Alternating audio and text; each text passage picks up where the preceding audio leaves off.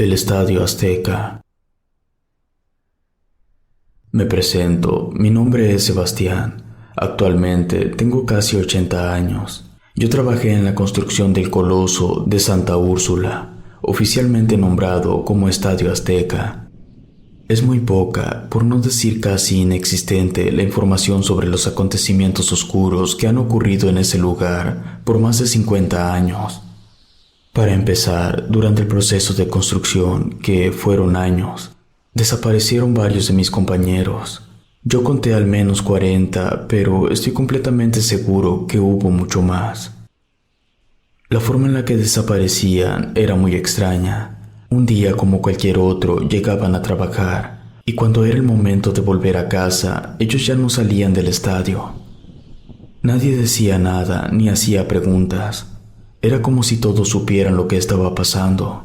Yo tengo mis teorías, pero sinceramente me gustaría estar en un error, porque lo que yo creo es que todos esos trabajadores fueron sacrificados y sus cuerpos fueron colocados dentro de la estructura del estadio.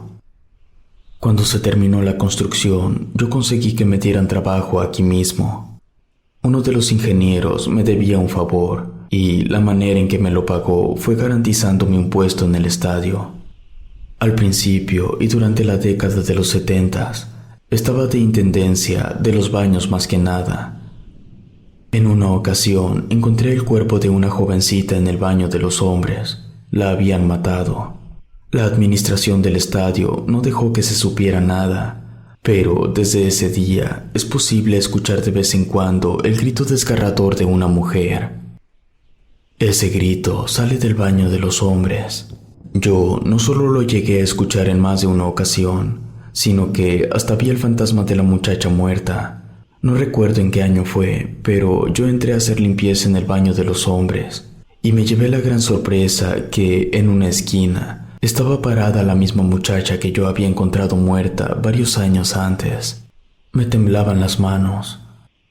De pronto, la muchacha gritó de una forma horrible, tan fuerte que tuve que taparme los oídos.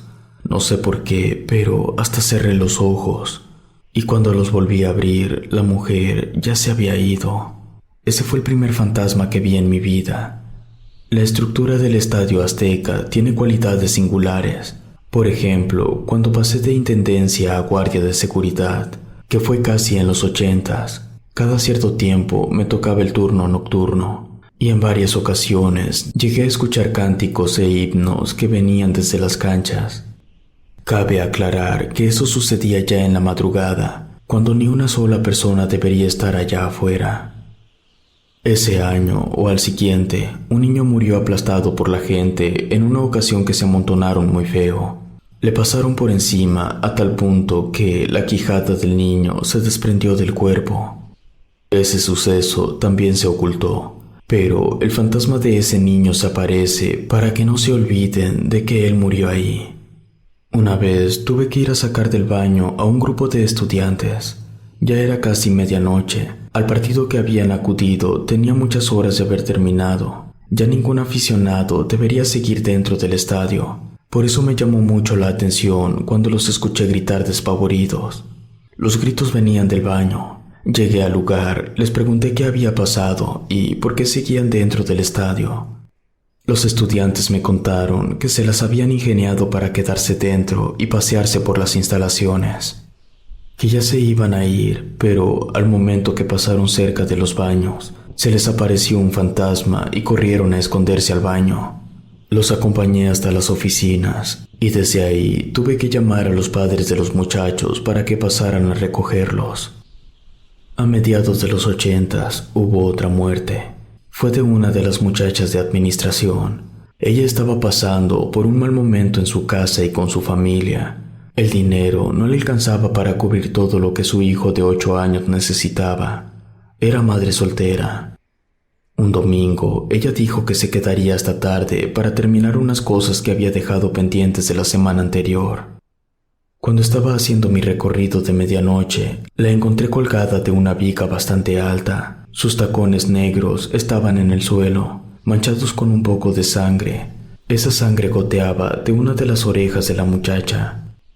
Yo nunca he visto su fantasma, pero dicen que se aparece en el estacionamiento.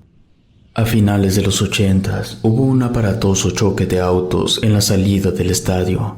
Una camioneta conducía a una velocidad muy por encima del límite permitido.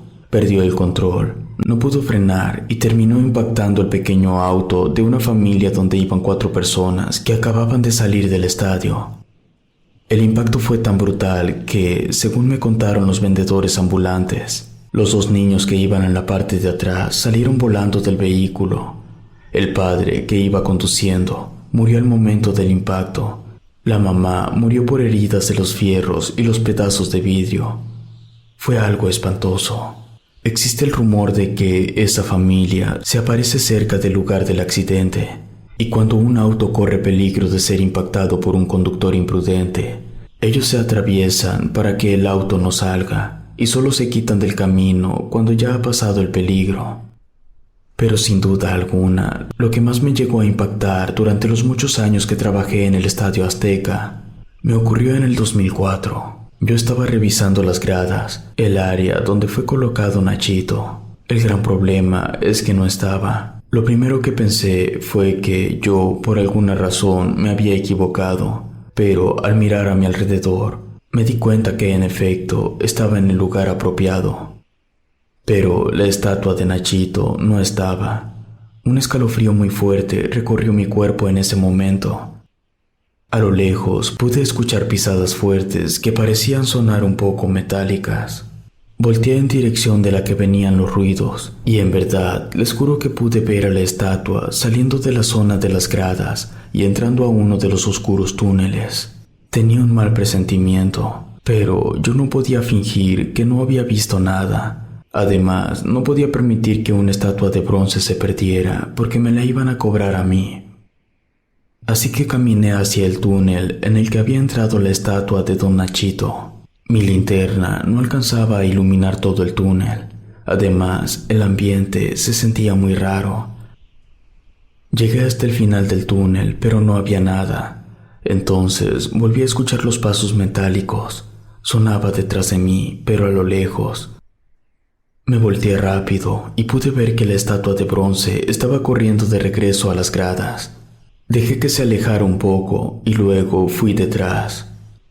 Cuando salí del túnel, pude ver que la estatua estaba tal cual en el lugar que se supone que nunca se debió haber movido. Caminé hasta ese lugar, llegué hasta la estatua, la miré detenidamente y estoy seguro que parpadeó. Eso me impactó tanto que retrocedí y caí hacia la grada de abajo. Me golpeé de tal forma que quedé inconsciente. Otro compañero guardia fue el que me encontró. Pedí que me cambiaran de puesto luego de esa noche. Me movieron a mantenimiento como auxiliar. En ese puesto descubrí algo que jamás imaginé. Quiero aclarar que, aunque yo trabajé en la construcción del estadio, no fue desde el principio. Además, ese lugar es enorme y unos trabajaban en una área y otros en otra. Así que para mí fue una gran sorpresa enterarme que el Estadio Azteca tiene 3 sótanos. Yo supe después del terremoto que ocurrió en el 2017. Bajé junto con unos ingenieros a revisar las estructuras. En esa ocasión volví a ver al ingeniero que había conseguido que me dieran el trabajo. Yo le conté todas las cosas que me habían pasado. Él me miró muy serio y me dijo que cuando empezaron las obras, un grupo de personas misteriosas se acercaron con él y con los otros ingenieros y arquitectos.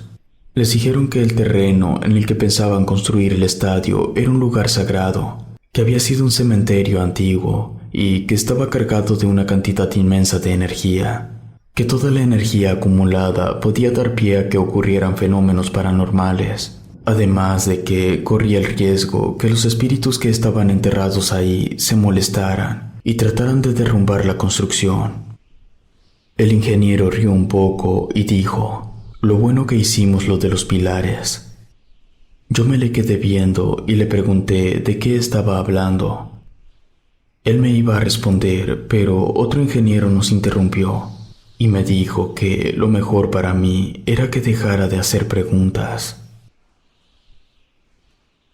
Si te gustó esta historia, suscríbete activando la campanita para que no te pierdas lo mejor de Rede. Gracias por escucharnos. Relato escrito y adaptado por Ramiro Contreras.